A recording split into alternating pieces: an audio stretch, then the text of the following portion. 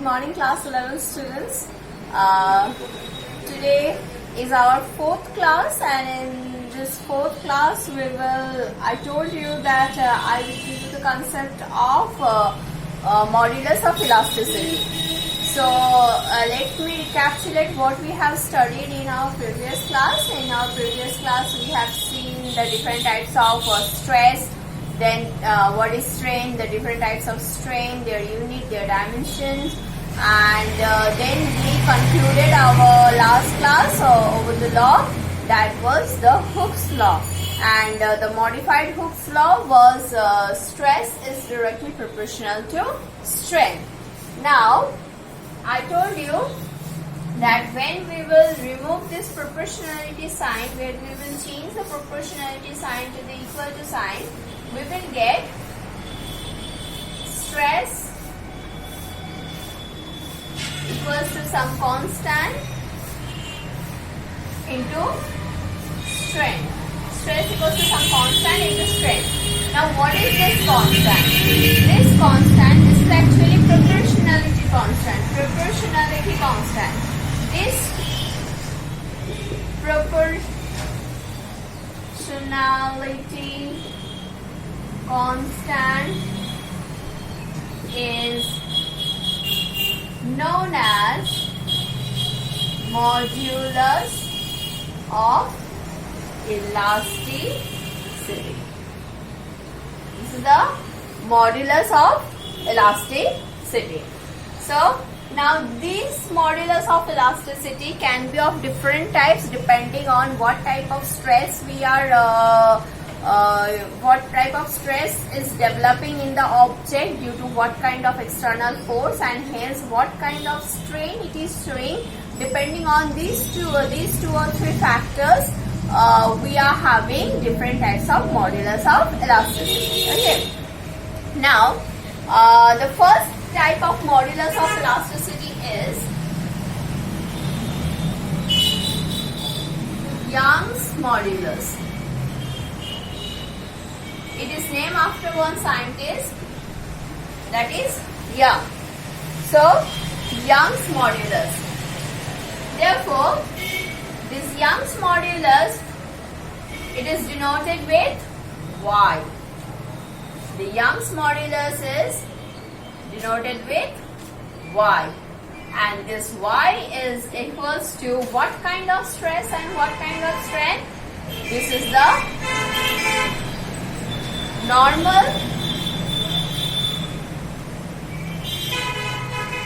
normal stress divided by longitudinal strain.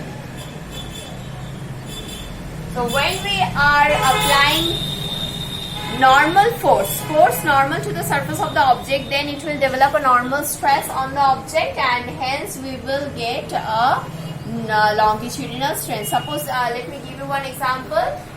When a string is fixed from string or rod is fixed from a support, and a load is hanging from the other end, so the load will create a normal stress in the string, and hence it will this will give a force along this direction due to its own weight, and you will get some amount of extension, and that extension will be due to the longitudinal, which will result into the longitudinal strain.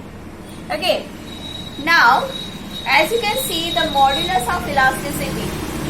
The modulus of elasticity is nothing but stress by strain, and strain itself is unitless. So the unit of modulus of elasticity is equal to the unit of the stress, and hence the dimension of modulus of elasticity will also be equal to the dimension of the stress. So here we can write unit of Y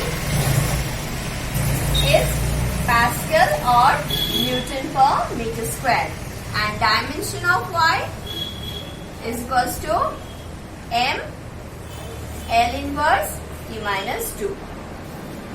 So for each and every type of modulus of elasticity, these two will remain same. It will remain same for any kind of modulus of elasticity. Now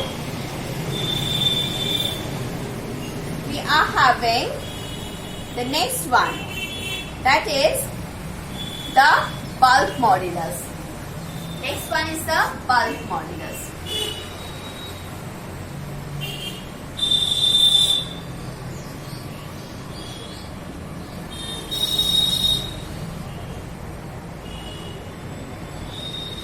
Bulk modulus. So bulk modulus is generally, it can we can write it with B, we can write it with K, we can write it with G. So here I will use the letter K. Okay, bulk modulus with K. So same stress is equals to K of strength, and this K can be now defined as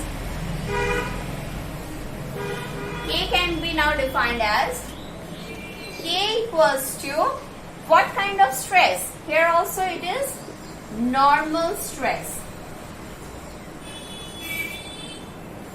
divided by what kind of strength? This is the volumetric strength.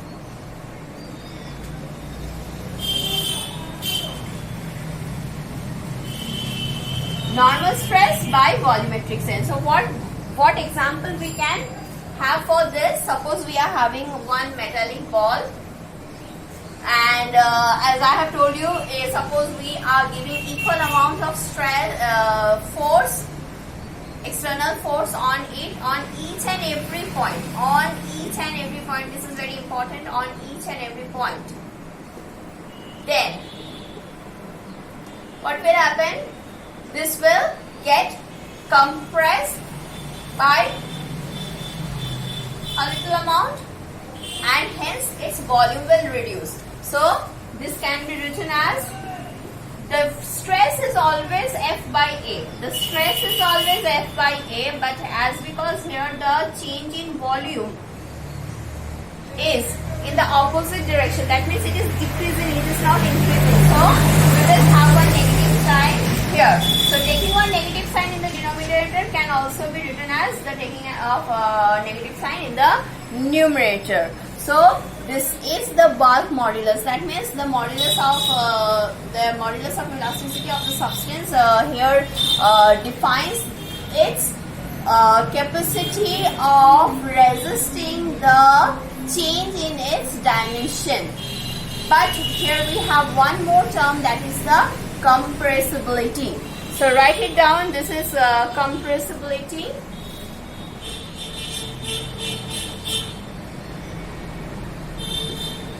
What is compressibility? Compressibility is nothing but 1 by K. This is just the reverse one. Let me here tell you one very simple example. That is, suppose you have one glass of water, a glass filled 1/3 with the water. So what you will say? You can say that the glass is 1/3 filled with water, and you can also say that the glass is 2/3 empty. So whether you are saying empty, 2/3 empty or 1/3 filled with water, you are describing the same state of the glass filled with water. So here the compressibility and the bulk modulus acts like this: empty and the filled position. So if the bulk modulus is telling you about that how much the material can resist the external deformation, then the compressibility defines that how much it will allow itself to get deformed. The margin is same. The margin is same, but the value will be different. The compressibility value will be different than the bulk modulus. As you can see, the bulk modulus is K and the compressibility is 1 by K. Okay. So now, and as I told you, the unit will be same, Pascal or Newton per meter square, and the dimension will previously I have written the dimension. Yes, dimension will be mass length inverse time to the power -2. Okay, but for the compressibility, the unit will be Pascal inverse or Newton inverse meter square, and the dimension will be just the reverse one, m-1 L1 T square. Okay, so whatever you had for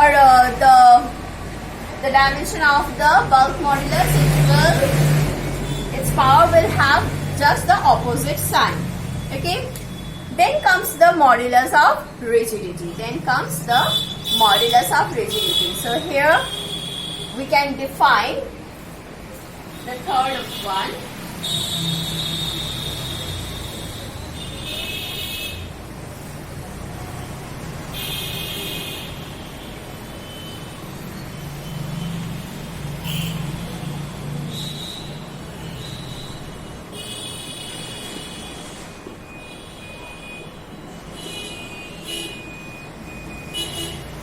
Modulus of rigidity. Okay,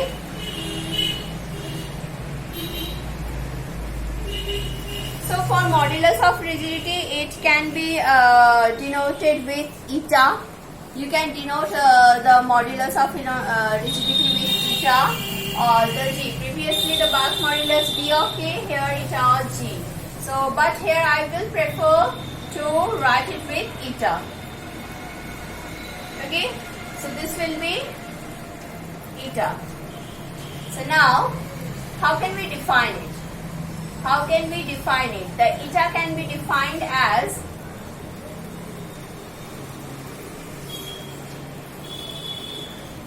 tangential stress by shear strain. This is eta is nothing but tangential stress divided by shear strength. Okay, so this can be, we can write it as I told you, stress is always F by A, and for shear strain we can write theta, or even we can write this, what we have learned earlier. So here also the stress and the unit and the dimension will be same, unit Pascal or Newton per meter square, and the dimension will be mass length inverse time inverse square. Okay, now today I will tell you one more term, that is the Poisson's ratio.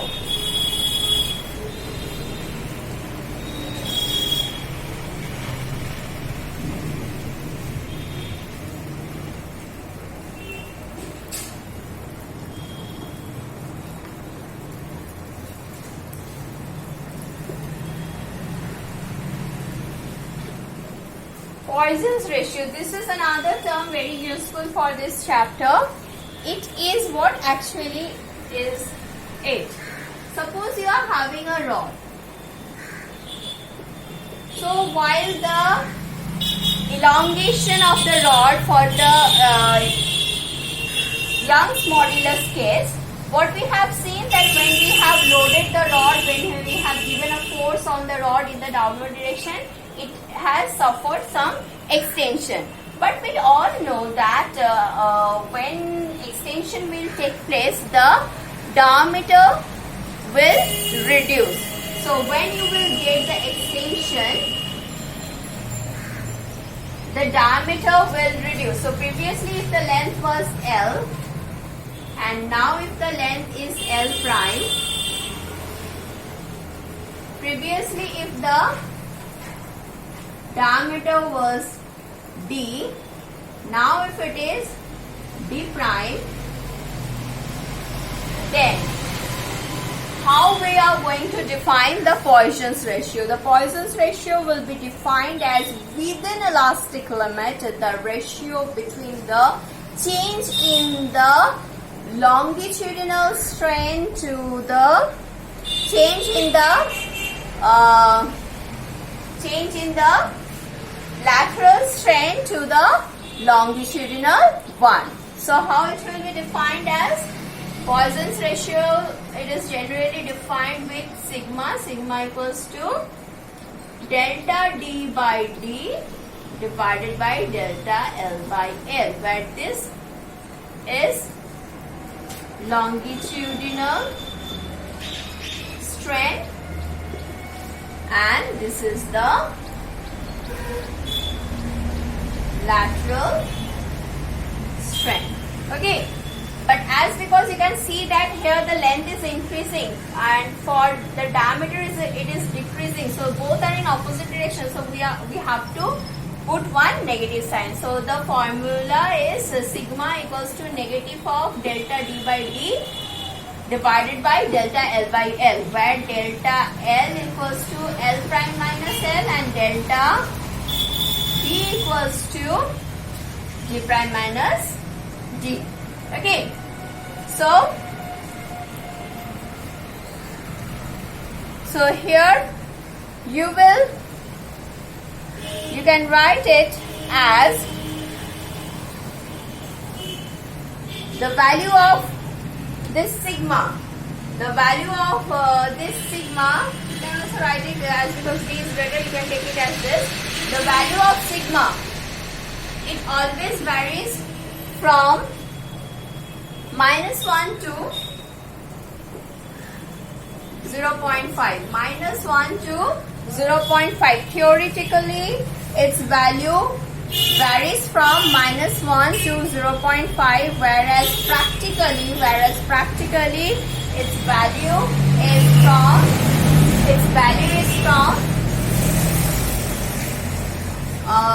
0.2 to 0.4. Practically its value varies from 0.2 to 0.4. And what we have learned today, so depending on that we are having three relations. Those three relations among y, k, eta and sigma can be written as, so write it down, relation among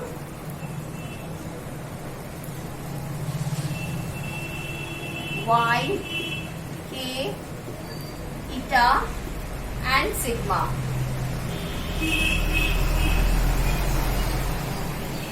Number 1.